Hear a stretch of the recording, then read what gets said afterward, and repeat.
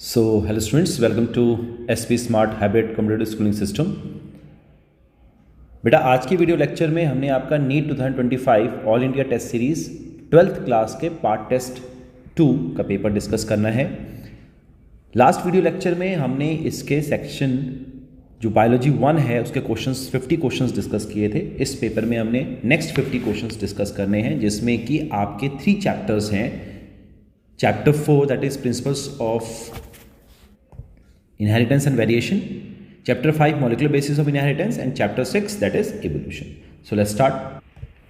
So biology 2 section A का first question देखें अगर 151th question, which of the following nitrogenous bases are common for both RNA and DNA? आपको पता है बच्चे दो चीज़ें होती हैं, purines and pyrimidines.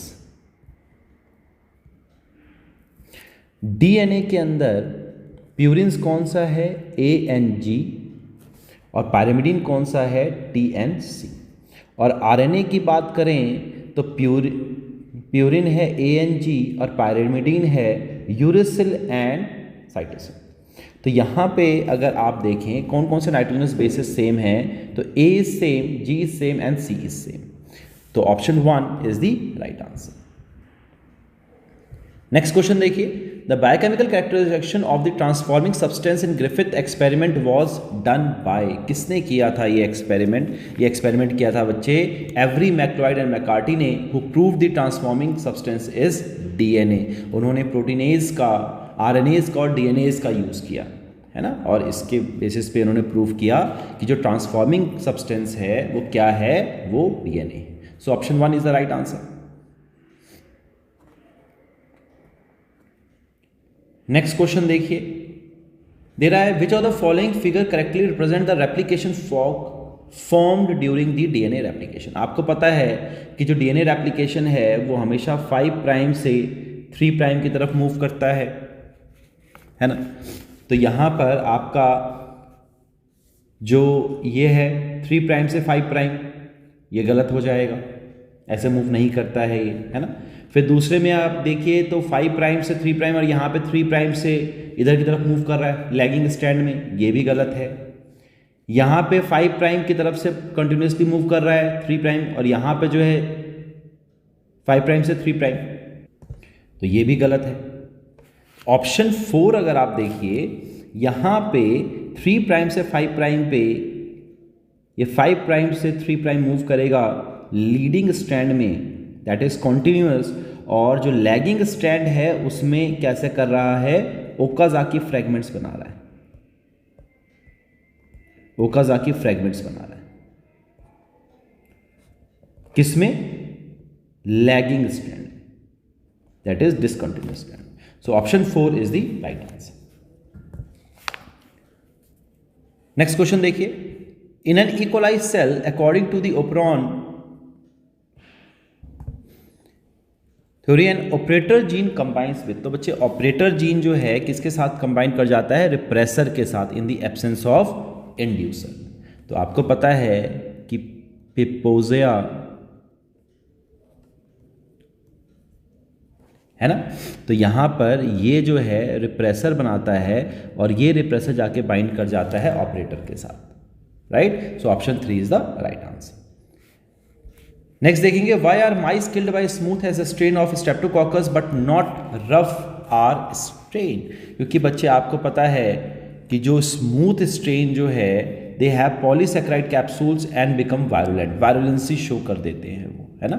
So option 3 is the right answer.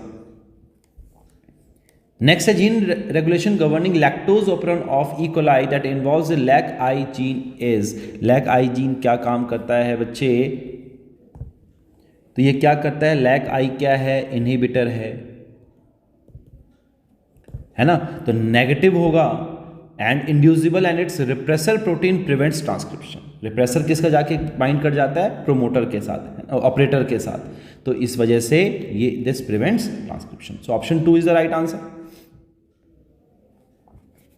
Next देखिए, Severo Ochoa enzyme is responsible for, so this enzyme is responsible for template independent enzymatic synthesis of RNA. Option 1 is the right answer. Next देखेंगे, match the following है,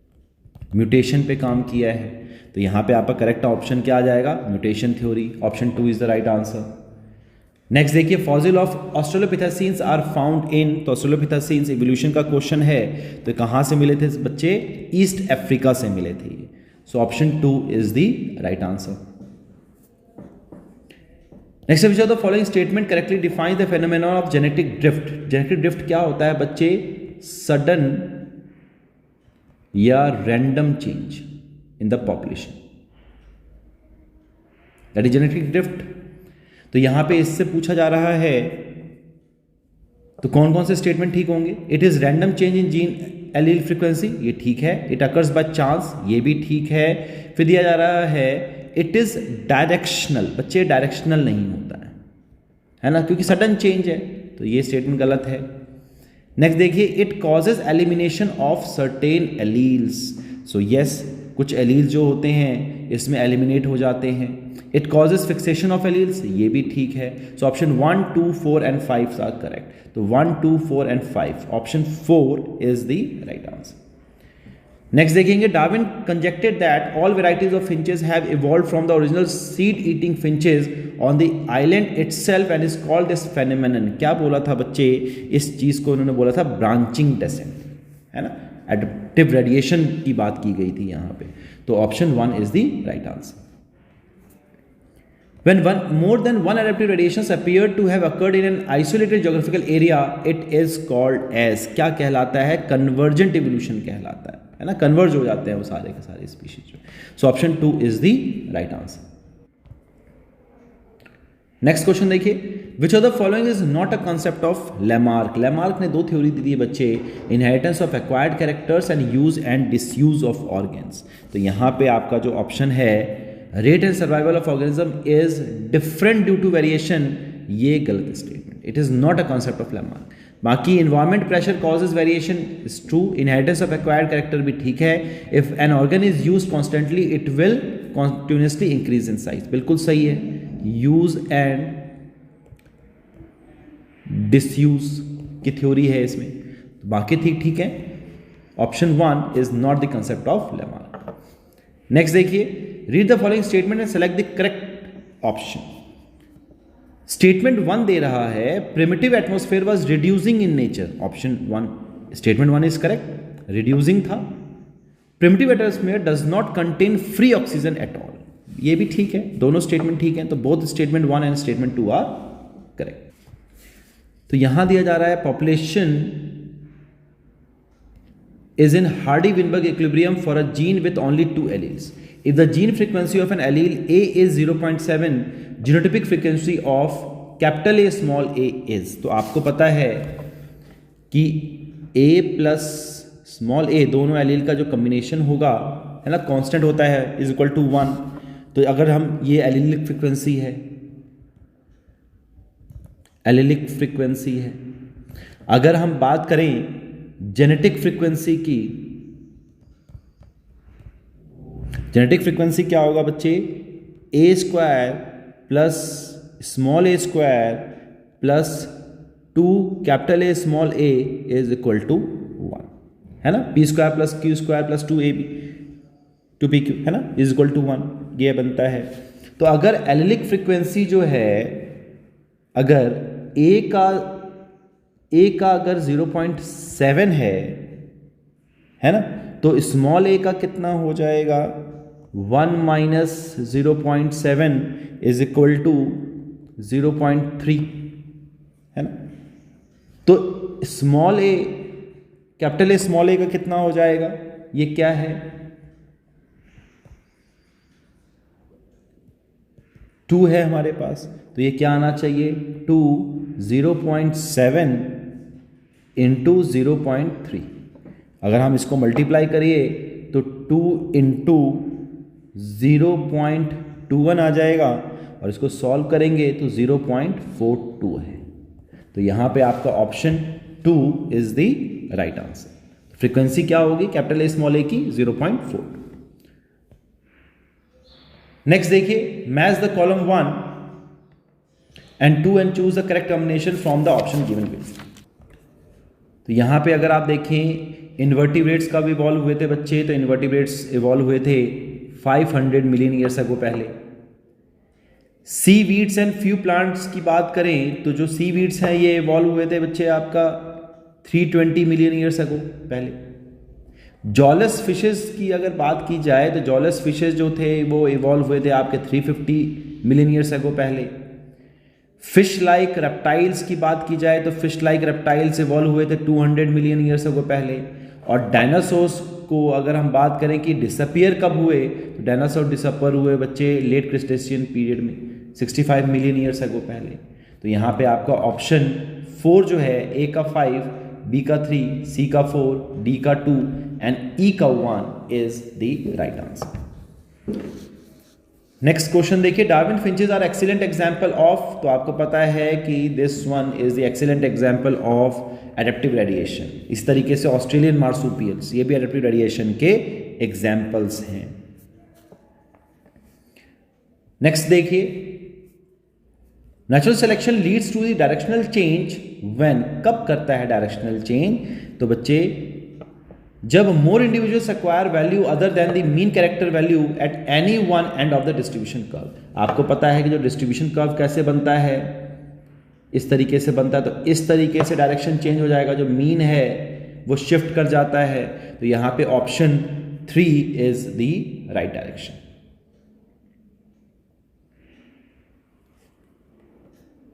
next question है, the peppered moth Biston betularia, the black coloured form becomes dominant over the light coloured form of moth in England during industrial revolution.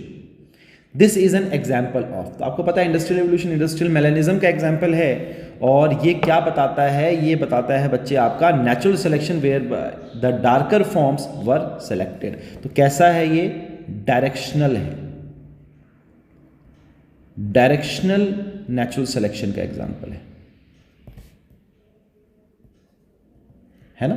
जो light coloured है वो eliminate हो जाएंगे और जो dark coloured है वो सेलेक्ट किया जाएगा। तो पूरा का पूरा पॉपुलेशन शिफ्ट कर जाएगा आपका किसमें? डार्कर फॉर्म्स के अंदर, because they were now capable of camouflaging themselves dark environment, dark park के साथ। तो option 4 is the right answer.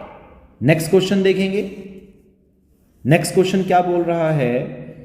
Stabilising selection क्या होता है? जिसमें कि एवरेज को सेलेक्ट किया जाता है और एक्सट्रीम्स को एलिमिनेट कर दिया जाता है ना। तो यहां पे आपका option more individuals acquire mean character value, average are selected. Directional में क्या होगा बच्चे? डायरेक्शनल में more individuals acquire value other than the mean characters. तो जो ज़्यादातर जो है जो मोर इंडिविजुअल्स एक्वायर, जो एक्सट्रीम फिट होंगे वो सेलेक्ट किया जाएगा। सॉरी, ये डायरेक्शनल का है। तो डायरेक्शनल को हमने कैसे रिप्रेजेंट? डायरेक्शनल तो बी का फर्स्ट आ जाएगा। और डिसरप्शनल क्या होता है? इसमें मोस्ट फिट और लीस्ट फिट दोनों को सेलेक्ट किया जाता है और एवरेज को डिस्कार्ड कर दिया जाता है। तो दो मीन बन जाते हैं। More individuals acquire peripheral character value at both ends of the distribution curve. तो होता क्या है इसके अंदर? क्या होगा? दो कर्व बन जाएंगे, है ना। तो ये इस तरीके से डायरेक्शन आ जाता है। मोर इंडिविजुअल्स एक्वायर मीन कैरेक्टर, तो स्टेबलाइजिंग का मतलब क्या है कि लीस्ट फिट जो है एलिमिनेट हो जाएगा, मोस्ट फिट भी एलिमिनेट हो जाएगा। तो ये कैसे एक्ट करता है? Towards the centre. और डायरेक्शनल कैसे एक्ट करता है? ये पूरा का पूरा यही शिफ्ट कर देगा, मीन शिफ्ट कर देता है। तो यहां पे आपका डायरेक्शनल डिसरप्शनल जो है ये तो यहां पे option 3 is the right answer. Which of the following evolve into the first amphibian? सबसे पहले बच्चे क्या बना था? लो फिन्स जो है वो इवॉल्व हुए थे as the first amphibians. Next देखिए, which of the following is placental mammal not marsupial? तो यहां पे आपको पता है बॉम्बेट जो है प्लस जो है मार्सुपियल है, तस्मेनियन टाइगर कैट मार्सुपियल है, bandicoot is marsupial, but bobcat जो है ये प्लेसेंटल है। तो option 2 is the right answer. Next देखिए, which of the following shows the correct pair of placental mammal and its corresponding marsupial mammal? तो यहां पे तस्मेनियन टाइगर जो है ये मार्सुपियल है। और अगर हम बात करें नम कैट की तो नम बैट भी क्या है, मार्सुपियल है, ऑस्ट्रेलियन मार्सुपियल है। बॉब कैट की बात करें तो बॉब कैट जो है प्लेसेंटल है और तस्मेनियन टाइगर कैट जो है ये मार्सुपियल है ना, लेकिन ये एक दूसरे के साथ है ना, इसी का ही कॉरस्पॉन्डिंग मार्सुपियल मैमल है ये। तो 181 का आंसर क्या हो जाएगा, option 2 is the right answer. Next देखिए प्लेसेंटल वुल्फ की अगर बात करें तो प्लेसेंटल वुल्फ जो है ये प्लेसेंटल है, लेकिन इसका जो होना चाहिए तस्मेनियन वुल्फ होना चाहिए, तस्मेनियन वुल्फ होना चाहिए, तो ये भी गलत है। प्लेसेंटल वुल्फ के साथ तस्मेनियन टाइगर कैट नहीं आएगा बच्चे, तस्मेनियन वुल्फ आएगा, तो ये भी गलत है। फर्स्ट वाले में तस्मेनियन टाइगर के साथ जो है ये दोनों के दोनों ही जो है मार्सुपियल है, तो ये भी गलत है। तो ऑप्शन क्या होगा, option 2 is the right answer. Next question देखेंगे, the correct sequence of stages in the evolution of modern man Homo sapiens is. तो सबसे पहले आपको पता है कि ऑस्ट्रेलोपिथेसिन्स की बात की जाएगी, है ना, फिर होमो इरेक्टस, फिर निएंडरथालस, फिर क्रो मैग्नन और फिर मॉडर्न मैन, है ना। इनके बीच में होमो हैबिलिस है, राइट।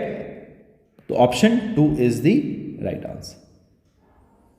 नेक्स्ट क्वेश्चन देखेंगे, एजर्शन टाइप का क्वेश्चन है, Darwin finches of Galapagos island have different types of modified beaks according to their food habits. बिल्कुल ठीक है, ये ठीक है। Adaptive radiation leads to development of different functional structures from a common ancestral form. अगर एक species बहुत सारे उसमें अगर डाइवर्ज हो जाए तो वो एडेप्टिव रेडिएशन कहलाती है, तो ये भी ठीक है। तो both assertion and reason are true and reason is the correct explanation of the assertion. Option 1 is the right answer. Next question देखेंगे, अकॉर्डिंग टू ओपनिंग the primitive conditions on earth were. तो हाई टेम्परेचर है, volcanic storms है, लेकिन oxidizing नहीं है, ये गलत है। Low temperature volcanic storms and reducing, तो बच्चे बाकी दोनों ठीक है, ये नहीं है, लो टेम्परेचर नहीं था, हाई टेम्परेचर था। High temperature volcanic storms and reducing atmosphere is the right answer, है ना। यहां पे ये नहीं होगा, ये भी नहीं होगा, तो option 3 is the right answer. So next question है, the illustration given below shows the skulls of 2 different mammals, use the illustration to answer the question that follows. तो आपको पता है कि जो ए है ये क्या है, स्कल ऑफ चिंपैंजी है, और ये क्या है, ह्यूमन एडल्ट है, एडल्ट चिंपैंजी का है ये। तो इसके अकॉर्डिंगली अगर आप देखें तो 185 का आंसर क्या हो जाएगा बच्चे, skull A is the skull of an ape, that is the chimpanzee, adult chimpanzee, and skull B is the skull of a human adult का skull है। So option 4 is the right answer। Section b का first question देखें, that is 186 question देखें तो क्या बोला, choose the incorrect option पूछा जा रहा है। तो इनकरेक्ट ऑप्शन क्या आ जाएगा बच्चे, HGB is closely associated with bioinformatics, ठीक है, ये बायोइन्फॉर्मेटिक्स की बात करते हैं हम। Human Genome Project will help in developing new ways to diagnose and treat someday prevent disorders affecting humans, ये भी ठीक स्टेटमेंट है। नेक्स्ट देखेंगे, fragment sequence during human genome project were done by method developed by Frederick Sanger, बिल्कुल सही है, Sanger method से sequencing किया गया था। Repeated DNA sequence are stretched of DNA repeated 2 to 3 times in DNA sequence. तो बेटा ये स्टेटमेंट गलत है, बिकॉज रिपीटेड डीएनए जो है it is in these small stretch of DNA जो होते हैं वो रिपीट हो जाते हैं मैनी टाइम्स। तो यहां पे option 4 is incorrect option. Next देखिए, select the incorrect statement with respect to untranslated region that is UTRs. तो यूटीआर में क्या है, these are some additional sequence present on mRNA, ये ठीक है। These are required for efficient translation process, ये भी ठीक है। They are present at the 5' end on the mRNA after the start codon। तो बेटा ये स्टेटमेंट गलत है, ये 3' end पे प्रेजेंट होते हैं after the stop codon. So option 3 is incorrect statement with respect to untranslated regions. Next है न्यूक्लियोटाइड इज। न्यूक्लियोटाइड में क्या होता है बच्चे, शुगर होता है, फॉस्फोरिक एसिड फॉस्फेट ग्रुप होगा और नाइट्रोजनस बेस होगा। तो इसके अकॉर्डिंगली नाइट्रोजनस बेस होगा, पेंटोस शुगर होगा और फॉस्फेरिक एसिड होगा, है ना। Nitrogenous base, pentose sugar and कौन सा, राइबोस शुगर है, और फॉस्फोडाइस्टर बॉन्ड आ जाता है। तो option 1 is the right answer. Nucleoside की बात करें तो न्यूक्लियोसाइड के अंदर जो है फॉस्फेट ग्रुप एब्सेंट होता है। नेक्स्ट क्वेश्चन देखें, select the correct one with respect to process of DNA replication. DNA replication का मतलब है कॉपिंग ऑफ डीएनए। तो यहां पे Okazaki fragments are synthesized on leading strand, बच्चे गलत है, लैगिंग स्ट्रैंड पे होता है, हमें करेक्ट बताना है। The lagging strand can only be synthesized once the leading strand synthesis has been completed. तो ये भी बच्चे आपका गलत है, दोनों साथ साइड बाय साइड चलते हैं, एक साथ होता है। DNA polymerase can only synthesize DNA on the leading strand, ये भी गलत है, both leading and lagging strand पे होता है। The leading strand of DNA is synthesized continuously, so this option is true statement, correct है। लीडिंग स्ट्रैंड कॉन्टिन्यूअस होगा, lagging strand discontinuous होगा। Option 4 is the right. So question पूछा गया, if guanine makes 30% of the DNA molecule what will be the percentage of adenine, thymine, cytosine and इंट। तो आपको पता है कि A plus G is equal to T plus C and A is equal to T and G is equal to C। तो यहां पे guanine दिया गया 30%, तो अगर ये 30% है तो साइटोसिन भी 30% होगा। और आपको पता है कि ये सब मिलके A प्लस T जो है यहाँ पर ये 50% होना चाहिए, ये 50% होना चाहिए। तो ये यहाँ पे कितना आ जाएगा बच्चे, 20% आ जाएगा। और A अगर 20% और थाइमिन भी 20% है, तो इसके अकॉर्डिंग अगर आप देखो तो adenine, thymine and cytosine, adenine कितना है 20%, थाइमिन कितना है 20%, साइटोसिन कितना है 30%। तो ऑप्शन कौन सा ठीक हो जाएगा, option 4 A20, T20 and C30। Option 4 is the right answer. Next question देखेंगे, given diagram is the representation of certain events और stage of protein synthesis, identify this stage. आप देख रहे हैं कि यहां पे रो फैक्टर आ गया है ना, और ये टर्मिनेशन हो गया है, ये टर्मिनेशन हो गया है, ये क्या बन गया, RNA है, टर्मिनेशन स्टेज है ये। तो यहां पे आपका ऑप्शन 3 जो है, termination of transcription process in bacteria, option 3 is the right answer. Next देखिए, in Griffith experiment what happened when the heat killed S strain pneumonia cocci were injected into a mouse along with the live R strain pneumococci. क्या हुआ था बच्चे, इसमें जो S strain ने क्या किया था, आर स्ट्रेन को ट्रांसफॉर्म कर दिया था, और इस वजह से जो माइस है वो डेड हो गया है। तो यहां पे आपका option DNA from the heat killed S was taken up by the live R converting it to the S and killing the mouse, option 2 is the right answer. Next देखिए, Francis Crick proposed the central dogma in molecular biology which state that the genetic information flows from, तो genetic information DNA से RNA में जाता है, RNA से protein में जाएगा। तो यहां पे option 4 is the right answer. और रिवर्स में क्या होता है, RNA से DNA जाता है, रिवर्स जो है, रिवर्स ट्रांसक्रिप्शन। नेक्स्ट क्वेश्चन है, suppose 70 heavy double stranded DNA molecules replicate twice in a medium containing N14. Which of the following is true? तो इसमें क्या हो जाएगा बच्चे, ट्वाइस की बात की जा रही है, तो 75 का क्या आ जाएगा, हाइब्रिड एंड नॉर्मल दोनों 150 हो जाएंगे। तो यहाँ पे ऑप्शन 1 जो है 150 hybrid and 150 normal double standard DNA are produced, है ना। तो option 1 is the right answer. Next देखिए, what is the correct sequence of DNA fingerprinting. Correct sequence पूछा जा रहा है, तो डीएनए फिंगरप्रिंटिंग है तो सबसे पहले बच्चे क्या होगा, सबसे पहले आइसोलेशन ऑफ डीएनए होगा फर्स्ट, इसके बाद क्या होता है, इसके बाद डाइजेशन ऑफ रेस्ट्रिक्शन एंडोन्यूक्लियस होता है, डाइजेशन होगा, रेस्ट्रिक्शन एंडोन्यूक्लियस डाइजेस्ट करेगा। फिर क्या होगा, सेपरेशन होगा डीएनए फ्रेगमेंट्स का बाय इलेक्ट्रोफोरेसिस, तो ये थर्ड स्टेप है। फिर इसके बाद क्या आता है, फिर इसके बाद हम सदन ब्लटिंग कराते हैं, तो ये फोर्थ स्टेप है। और फिफ्थ क्या होगा, हाइब्रिडाइजेशन होगा सदन ब्लॉटिंग में, लेबल्ड VNTR का, तो ये फिफ्थ स्टेप होगा। तो आपका इसके अकॉर्डिंगली ऑप्शन क्या आ जाएगा, CBAED। तो ऑप्शन 4 जो है इज द राइट आंसर।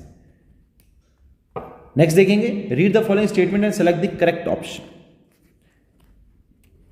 तो यहां पे dark moths are more favoured before industrialisation, बच्चे बिफोर नहीं थे, after industrialisation, and dark moths are favoured even after industrialisation. तो यहां पे दिस स्टेटमेंट इज ट्रू, ये गलत है। तो यहां पे आपका ऑप्शन क्या आ जाएगा, statement 1 is incorrect but statement 2 is correct. Next देखेंगे, which of the following was having cranial capacity around 900 CC.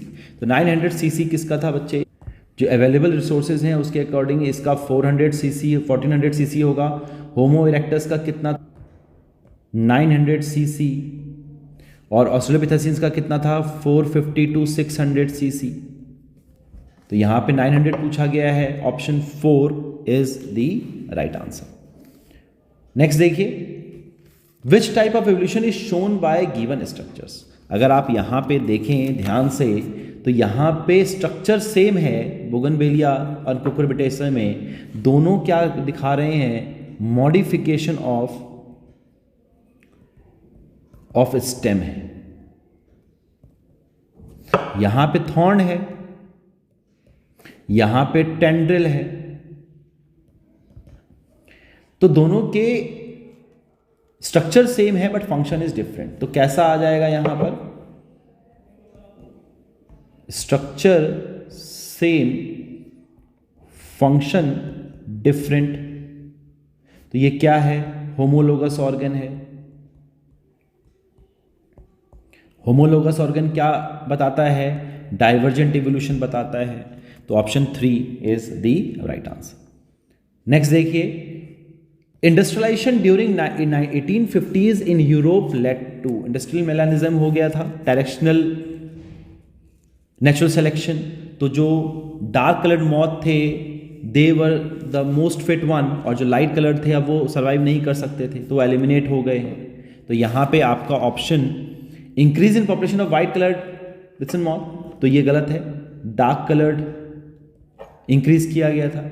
Increase in population of birds feeding on Biston moth, ये भी गलत है ना, बर्ड्स की पॉपुलेशन में कोई चेंज नहीं आया था। Increase in population of dark coloured Biston moth, yes, option 3 is the right answer. They were more favored. Naturally, they were more fit. So option 3 is the right answer. Next देखेंगे, the occurrence theory about origin of life is based on generation of life from non-living matter. Non-spontaneous पे नहीं था बच्चे, option 2 is option 1 जो है गलत है। Generation of life from non-living matter through chemical evolution, ये ठीक है बच्चे, नॉन लिविंग मैटर का जो है through chemical evolution, option 2 is the right answer.